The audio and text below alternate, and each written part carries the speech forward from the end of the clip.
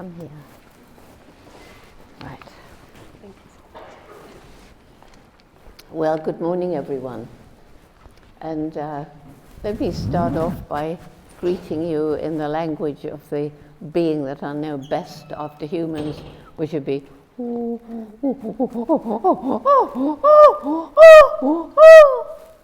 that is a sound that never was in New Zealand until zoos started. But chimpanzees, of course, live in Africa.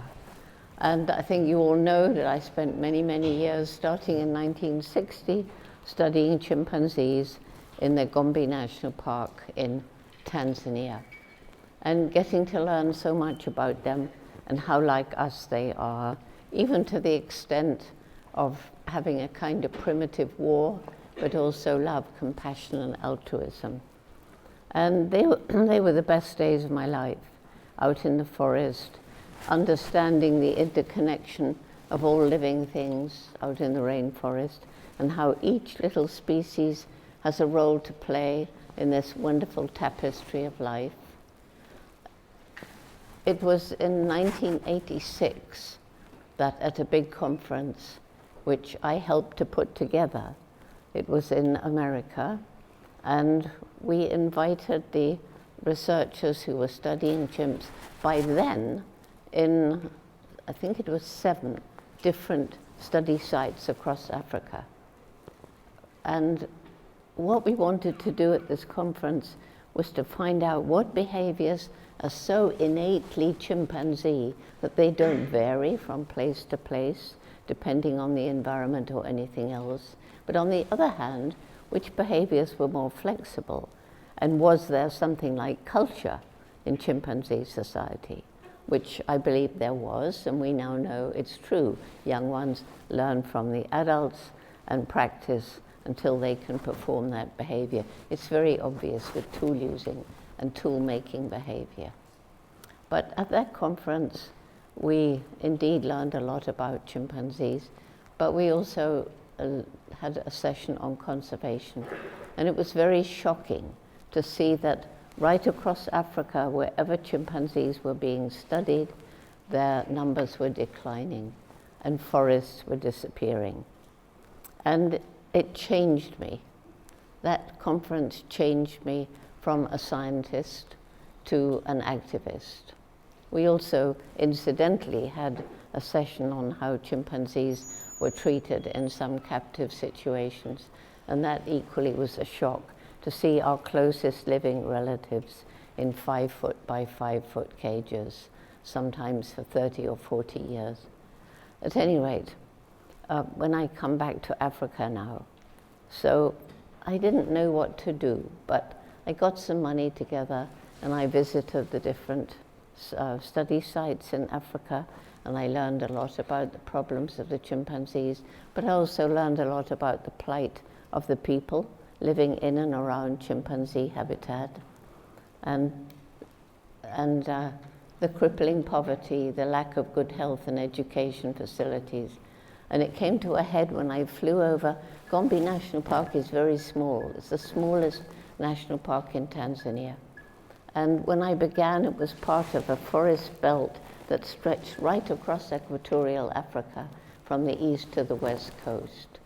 And when I flew over it in 1990, it was a tiny island of forest surrounded by completely bare hills with more people living there than the land could support, overused farmland, infertile, too poor to buy food from elsewhere, struggling to survive. And that's where it hit me. If we don't work with the local people, then if we can't help them to find ways of living without destroying the environment, we couldn't even try to save the chimps. So that led to the Jane Goodall Institute's program, Take Care, or Takari, which now is working with all the villages throughout the whole remaining chimpanzee range in Tanzania. There's only about 2,000 chimps altogether in Tanzania. And so working to help the people to preserve the forests, not only for the chimpanzees and other wildlife, but as they now understand, for their own future, because we need the forests. They provide clean air and clean water. They absorb carbon dioxide from the atmosphere, and they breathe out oxygen. Well, trying to set up this program in 6 other African countries, very successful everywhere. There are many forests and chimpanzees and other animals now that wouldn't be there if we hadn't started this project. And the people have become our partners.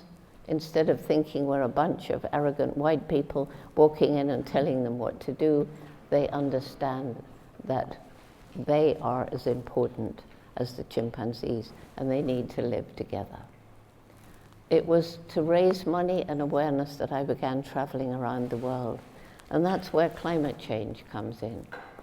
Because everywhere I went, I was learning about what was happening to our planet. I was learning about the reckless burning of fossil fuels. I was learning about the greenhouse gases.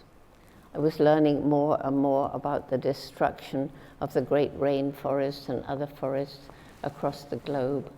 I was learning about the pollution and acidification of the ocean. So it's the forests and the oceans that are the 2 great lungs of the world. Both of them absorb carbon dioxide, and both of them give out oxygen, at least when they're intact. But of course, as the forests are destroyed, so CO2 the CO2 that they've been storing is released into the atmosphere. And as the ocean becomes increasingly polluted and acidified, it loses its power to absorb the carbon dioxide. So like imagine it's sort of supersaturated. And so carbon dioxide, as you all know, is the main, most frequent, most prolific greenhouse gas. And these so-called greenhouse gases, thanks to our human activities, are forming a blanket around the globe, and they're trapping the heat of the sun. And it's that trapping of the heat of the sun that's leading to changes in the weather patterns all around the world. And this was something that I was seeing for myself as I traveled around. Everywhere I go today, people are saying, well, the weather, it shouldn't be like this. It should be raining and it's dry. Or it should be dry and it's raining. At Gombe, when I first went in 1960, there used to be short rains, long rains, dry season. And you could sort of set your calendar by that. But today, there's no long and short rains. There's just a period when it rains more or less. There's no real gap between the rainy seasons like there used to be. And it can rain in the dry season. And it can be very dry in the wet season. And that's the same all over the world. Where do these greenhouse gases come from? Well, one thing you all know, they come from our reckless burning of fossil fuels, particularly when it's coal. And we're burning fossil fuels in our transport. Cars use fossil fuels, aeroplanes use fossil fuels, and this is all emitting carbon dioxide. That's why people are fighting for zero carbon emissions.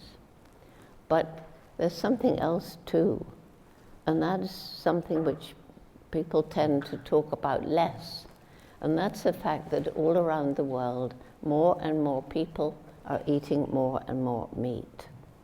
And there's a big problem here, because there's billions of animals now shut up in these terrible factory farms.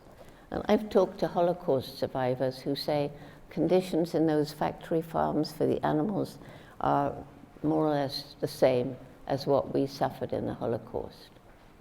So all these animals have to be fed, and to feed them, you have to grow grain. To grow the grain, areas of habitat, including forests, because when you first cut down a forest, the soil is very fertile. And so to feed the animals, the forests and other habitats are destroyed. and that releases CO2 into the atmosphere. But in addition, the fossil fuel is used to get the grain to the animals, and the animals to the abattoir to be killed, and the meat to the table. And in addition to that, one of the big problems in the world is that gradually we're losing and polluting our freshwater supplies. And to change vegetable protein into animal protein, it uses an awful lot of water. And then in addition to that, and this is why I carry cow with me. Cow was given to me by a little girl in the dairy state of Wisconsin. And I was going to give her away, and then I thought, no, cow can work for me. So, okay, you feed an animal, including us, of course, and the food goes in one end, and gas comes out the other. It happens to everybody. But cows are particularly prolific because they also, they're ruminants. That means they swallow the food and then they bring it up and chew it again. And so they belch a lot, and that's methane too. And methane is the most virulent greenhouse gas. Luckily, it's not as plentiful as carbon dioxide. And so, just as an aside, there's one other consequence of this terrible industrial farming of animals, and that's that to keep the poor things alive in these horrible conditions, they're routinely fed antibiotics. And because of that, the bacteria build up resistance, and people are dying from what we call superbugs, because they get a slight scratch on the finger, becomes infected, and lo and behold, sometimes there is no antibiotic that works. And so for all these reasons, eating a lot of meat and dairy products too means that we're adding considerably to the greenhouse gases. So, other causes that create these greenhouse gases that lead to climate change? Well, poverty. We have to alleviate poverty. Why is that so important when we're thinking about climate change? Because people in, well, certainly if I'm thinking of Africa and Asia and Latin America, when they're very poor, they're going to destroy the last of the forest to try and grow food because they have to. And so they're adding to the CO2 emissions. And when you're very, very poor in an urban area, you're going to buy the cheapest food because you have to. You can't afford to say, where was it made? Did it harm the environment? Did it lead to suffering for animals? And is it cheap because of child slave labor somewhere? You just have to buy the cheapest. So to eradicate poverty is not only a humane and moral issue, it's also an environmental issue. And then, of course, we have the unsustainable lifestyles of all the rest of us. Don't we all have more than we need? And it was Mahatma Gandhi who said, the planet can provide for human need, but not human greed. So we have to think about our own ecological footprint. Can we leave a lighter one? And think about that every day. And then finally, there's human population growth. And that's the most frightening of all, because we live on a planet which has finite natural resources, the resources that we need to live. And if you think about it, does it make sense that people believe we can have unlimited economic development and unlimited human population growth on a planet with finite natural resources? Doesn't make sense, does it? And there are places in the world where so much of the natural resource has been depleted that the Mother Nature can't replenish it in time. Well, all of these things are pretty tragic, and they're all things that result from our human, sometimes ignorance and sometimes greed. And we're living in a world where we're caught up in materialistic way of living. We've lost our connection with the natural world, and we've lost our spiritual connection with the natural world. I've been to Greenland I've stood with Inuit elders, and I've stood by that great sheet of ice that goes up to the ice cap on top of the world, the North Pole. And I was there in late winter, and the water was pouring out of this ice cliff, and huge pieces of ice were breaking off, forming icebergs. And the Inuit elders told me, even in summer, the ice never used to melt here. And we could see all these pieces of ice floating out into the ocean. And as the ice melts, the ice is also melting from the glaciers and the mountains. The sea ice is melting in the Antarctic. And so all of this is causing levels of water to rise. And also as the globe heats up, water expands. By chance, I went straight from Greenland to the Panama. And there are many offshore islands where people already had been moved because at high tide the islands were no longer habitable because of sea level rise. So everywhere I go, as I said, people are telling me about changes in weather. And we know now that droughts are getting more frequent and worse. We know that flooding is getting more frequent and worse. And we know that hurricanes and typhoons are more frequent and more violent.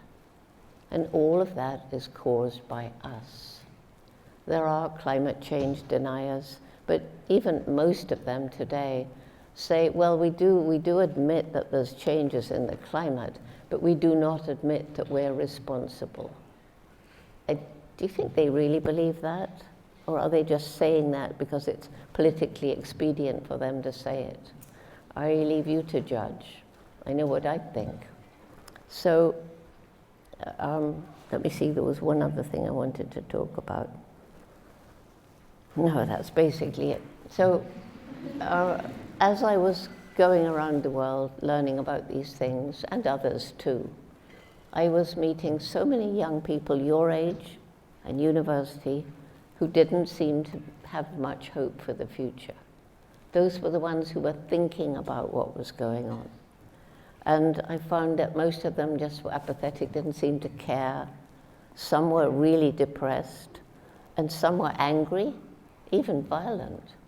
And when I talked to them, and this is all over the world, when I began talking to them, they all said more or less the same. We feel this way because you have compromised our future, and there's nothing we can do about it. Well, if you believe that older generations have compromised, have harmed your future, you couldn't be more right. We have. There's a saying that we haven't inherited this planet from our parents, we've borrowed it from our children. We haven't been borrowing your future, have we? We've been stealing it, and we're still stealing it today. But is it right that there's nothing that can be done about it? I believe firmly that there's a window of time when, if we get together and take action, we can indeed start to heal some of the harm we've inflicted and at least slow down climate change. So it began, this program of the Jane Goodall Institute for young people like you. It began in Tanzania. It began with 12 high school students. And they came to me one day. I'd been giving a series of lectures. It was for the 30th anniversary of the research at Gombe, as a matter of fact. And from 8 different high schools, these 12 students came. And they were worried about different things. Some of them were worried about the illegal dynamite fishing and how this was destroying the coral reefs. Destroying the coral reefs in the same way that the heating of the ocean destroys coral reefs. Some of them were worried about the poaching in the national parks, their national parks, and why wasn't their government doing something about it? Some of them were worried about street children who didn't have homes. Some of them were worried about the cruel treatment of stray dogs and cats. Some of them were worried about the animals in the factory farms. And we started talking about the fact that just because animals are being bred for meat doesn't mean that they don't have, like chimpanzees, personalities and minds and emotions. Pigs turn out to be as intelligent as dogs and more intelligent than some dogs. And if you want to see something fun that will really amaze you afterwards, just Google, you know, the artist Picasso. Well, don't Google Picasso, Google Pigcasso and see what you see, and you will be amazed, and it will just give you a sort of uplift. At any rate, these were the kind of things that the young people were worried about. They were worried about corruption in the government as well. And so what could be done about it? So I suggested they all went and got their friends who felt the same. And we had a big meeting. This was in February 1991.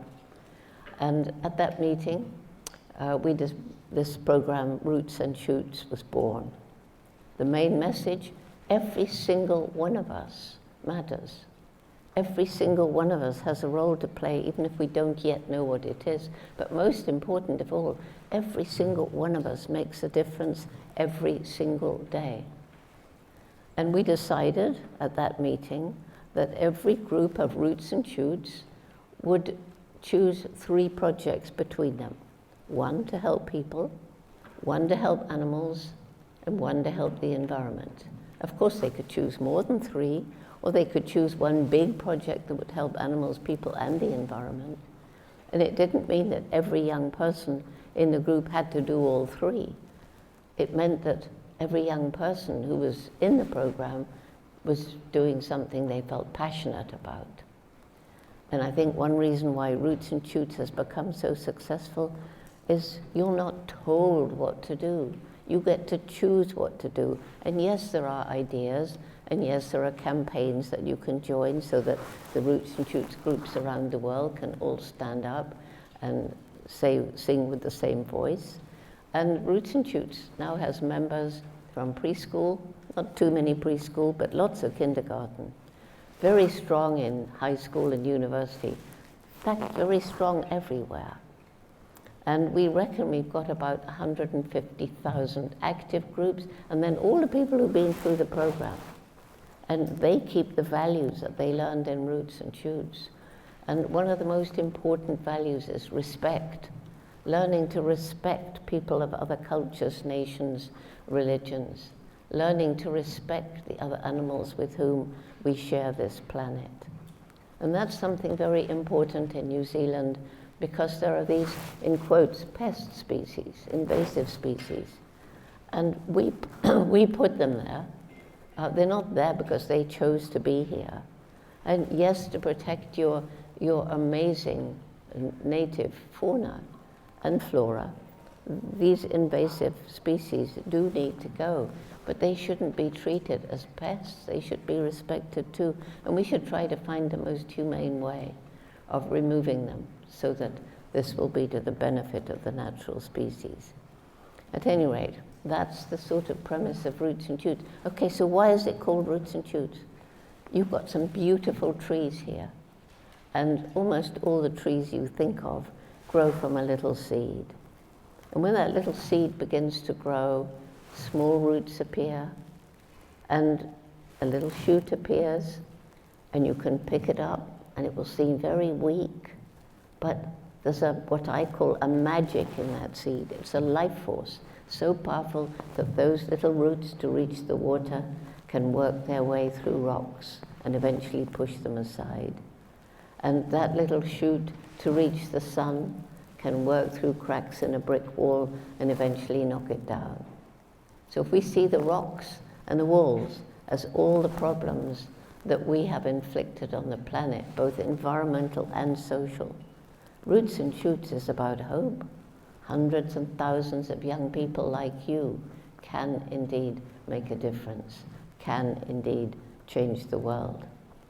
And it's the young people in Roots and Shoots that give me the most hope, because everywhere I go, there are young people like you wanting to tell Dr. Jane what you've been doing to make the world a better place. Some of the things for climate change, for example, all around the world in 60 countries now. Well, more than 60, and it's growing all the time. young people are planting trees, trees that will start to absorb the carbon dioxide from the atmosphere. All around the world, people like you are saying, okay, I'll eat less meat or no meat, or I'll become a vegetarian, I'll become a vegan. All the way around the world, young people like you are thinking, well, could I walk rather than take a car, or maybe I'll take a bicycle, or maybe I'll take public transport and not use my own car, and therefore try and reduce the amount of carbon dioxide that you give out each day. I can't talk. My lifestyle is terrible. I go around the world 300 days a year. I'm flying, I'm taking taxis, I'm living in hotels. But I can't help it. To take a message, I have to be there. Yes, you can do it by video, but again and again people say, Jane, it's different when you're there. It does make a difference. So I just try. I've got all sorts of ways that I can minimize this terrible carbon footprint that I leave. But I think the most important one is the young people have planted so many trees, so many millions of trees. It more than absorbs my carbon footprint. And anyway, I don't, as some people say I should, I don't go in a private plane. That really is leaving a very heavy environmental footprint. So everywhere, young people like you are learning how to lobby government, how to write letters. But I'll tell you one thing. There's this movement now of protesting and marching and pointing a finger at the government and saying, we demand that you make change. It's our future you're playing with. And that's right. But it's not good to point a finger at somebody and say, you're not doing anything, unless you're doing something too. March, yes, but also act. That's the important thing. And I wish that I could connect all these marches with Roots and Shoots or another similar program, so that everybody was taking action as well as pointing fingers at governments and business. And when you get older, you know, you'll be a consumer and a voter, and how you vote will make a difference. And will you stick up for the person you voted for if they bring in a measure which impinges on your lifestyle? And that's an important thing to think about. And you can't point at a company and say, the way that you make your goods is unsustainable.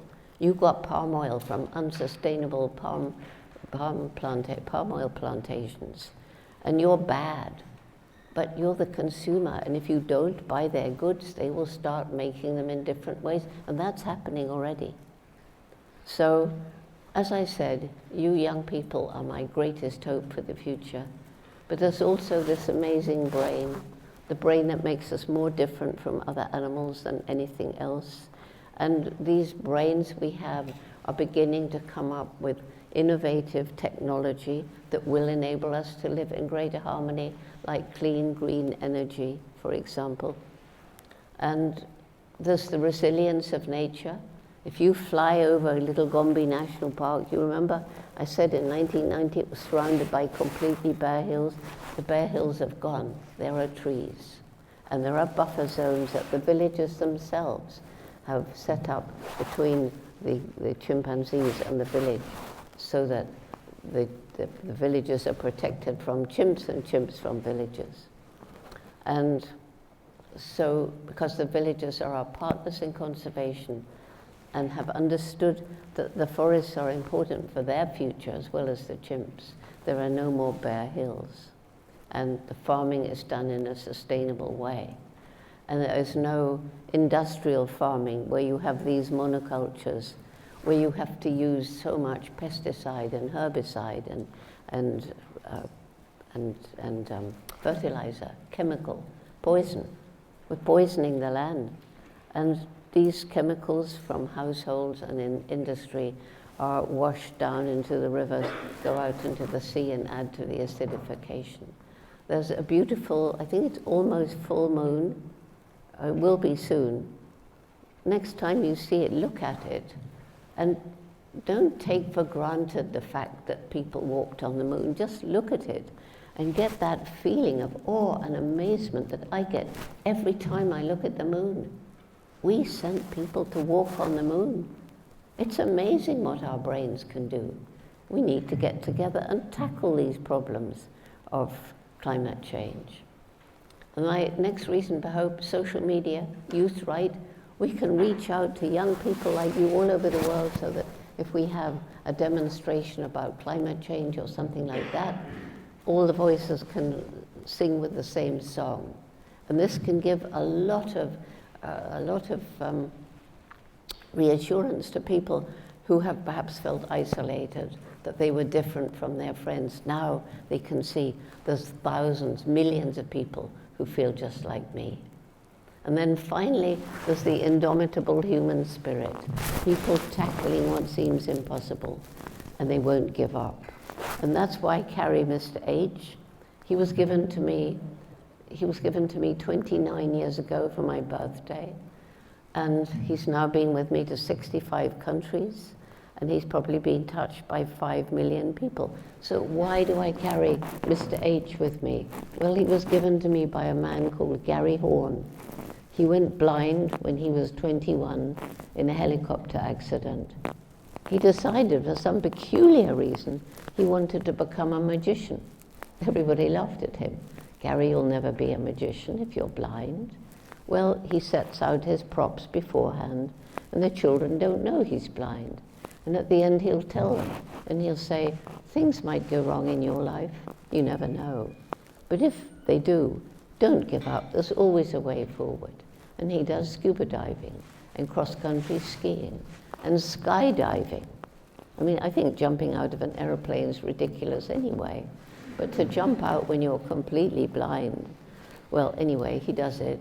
But what I think is almost most amazing, he's taught himself to paint. And there's a little book called Blind Artist, which he published himself on Amazon, so you can get it. And in it is a portrait of Mr. H. When he gave me Mr. H, he thought he was giving me a stuffed chimpanzee. I made him hold the tail. Gary, chimps don't have tails. Never mind, take him with you, and you know I'm with you in spirit. So Mr. H symbolizes for me the indomitable human spirit, and that's why he travels with me.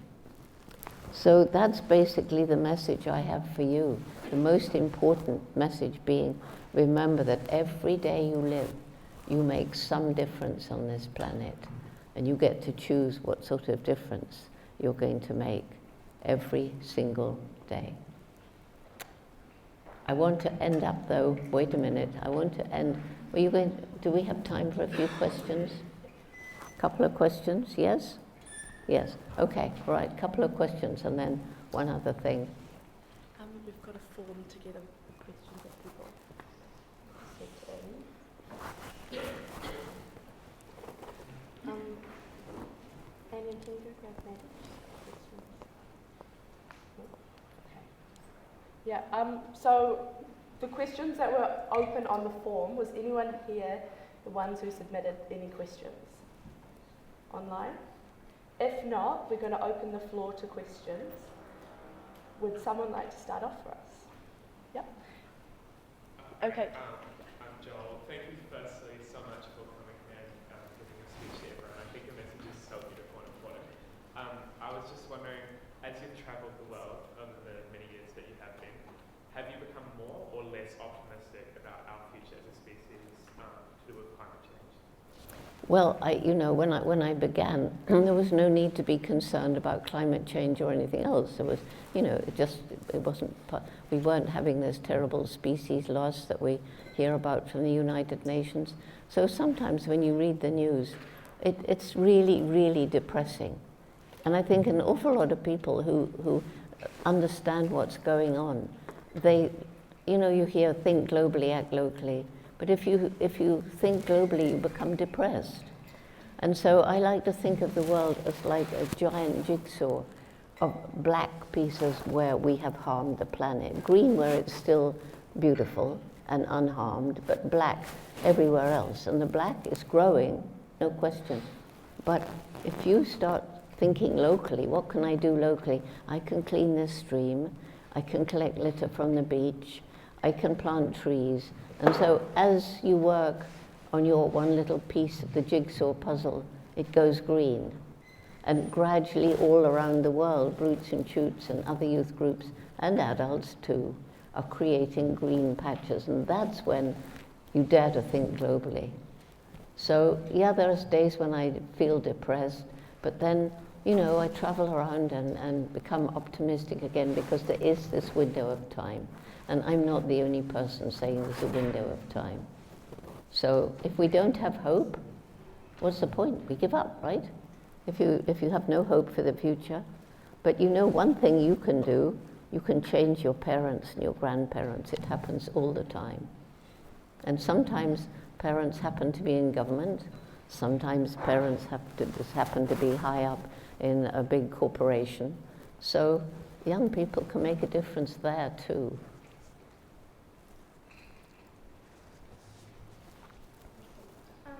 Is there a country that you think has been making a particularly large?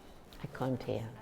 Can somebody come and tell me what's being said? Because I can't hear. Do you want to just speak up? Sorry. Is there a country that you think has been making a particularly? So where are you? Oh, you're here. Okay, well then I'm going to come near you so that I can hear properly. Is there any particular country that you think has been making a particularly large difference? And if so, are they doing something that we should be? Is there any particular action that's making a particular difference? Is there a country that's making a particularly Oh, a large country. difference? Yeah. Well, the best country is Costa Rica, because they don't have an army. So all the money they would have put in the army goes into conservation and helping poor people. And they have reforested almost all the island. It was almost bare. So it's an amazing country because it doesn't have an army. But you know, of course, armies and big business and governments are all in cahoots. So it's pretty unlikely now that countries are going to get rid of their armies. They're all boosting it up because of the problems in the Middle East, with Russia, with China. It's not a pretty picture.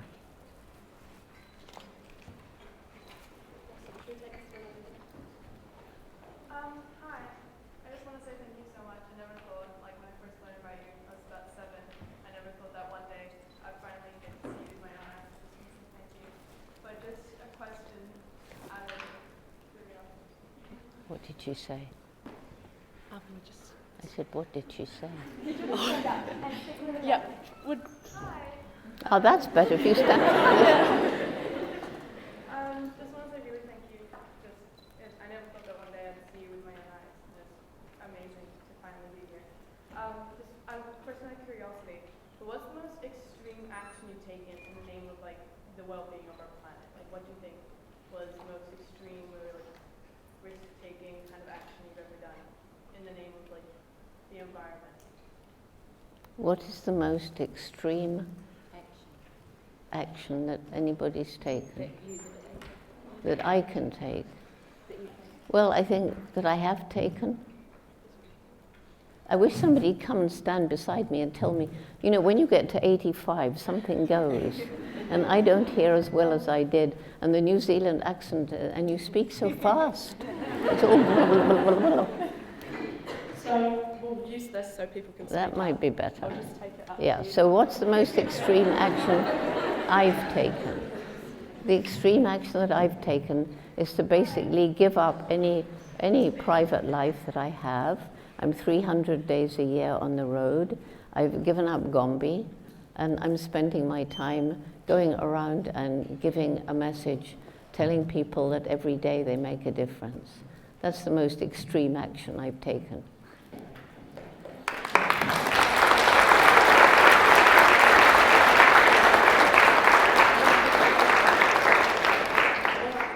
There was one right at the back.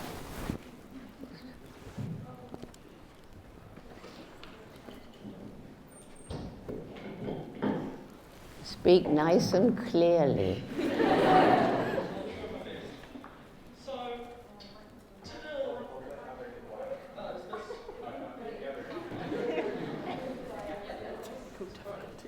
So, to the leaders of the world, politicians, prime ministers, presidents, and more, what do you want them to do most of all, to their country and to the world? Well, I want them to think like the indigenous people think. Make decisions based not on how does this affect my political career, or if it's a corporation, how does it affect the next shareholder meeting? I want them to think, how does this affect future generations? Because if people start making choices based on how will this affect future generations, then we start moving towards a much, much better world.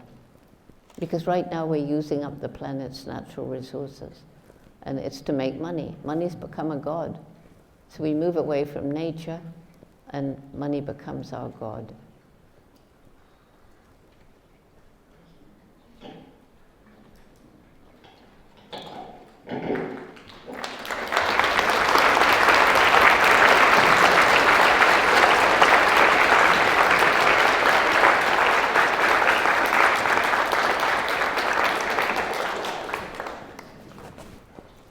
So that's the end of the questions. Yes. On behalf of everyone here, we just want No, to wait, I've got to end. Okay. Remember? So I'm very much hoping that many of you, if not all of you, would like to try and make this a better world. I'm sure I'm right.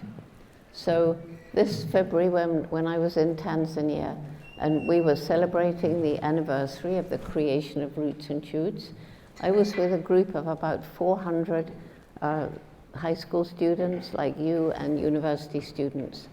And we were outside, and they had spent the morning talking about their projects, amazing projects like growing mangroves because they protect you from surges of the tide, and planting trees and working on plastic and all that sort of thing. And at the end of every event in Tanzania, the Roots and Shoots kids were saying, "Together we can." And I said, but together we can save the world. And I said, yes, together we can. But the question is, will we? And so now, at the end of everything, and these 400 young people were all standing there and saying, together we can, together we will. Could we all do that? Come on, together we can, together we will. Yay, thank you.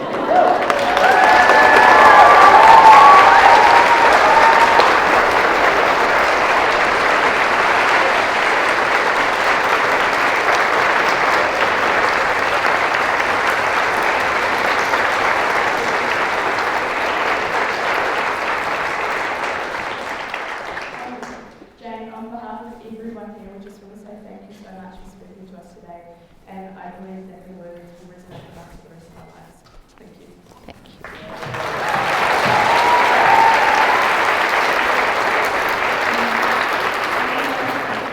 On behalf of everyone here. Thank you.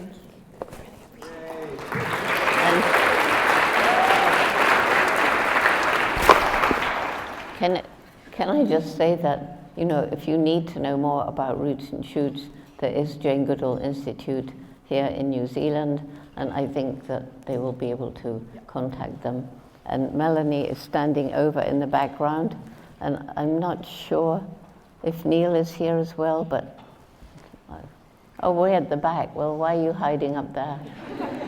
Anyway, so Melanie and Neil are nearby and can answer questions, help you get involved. Thank you.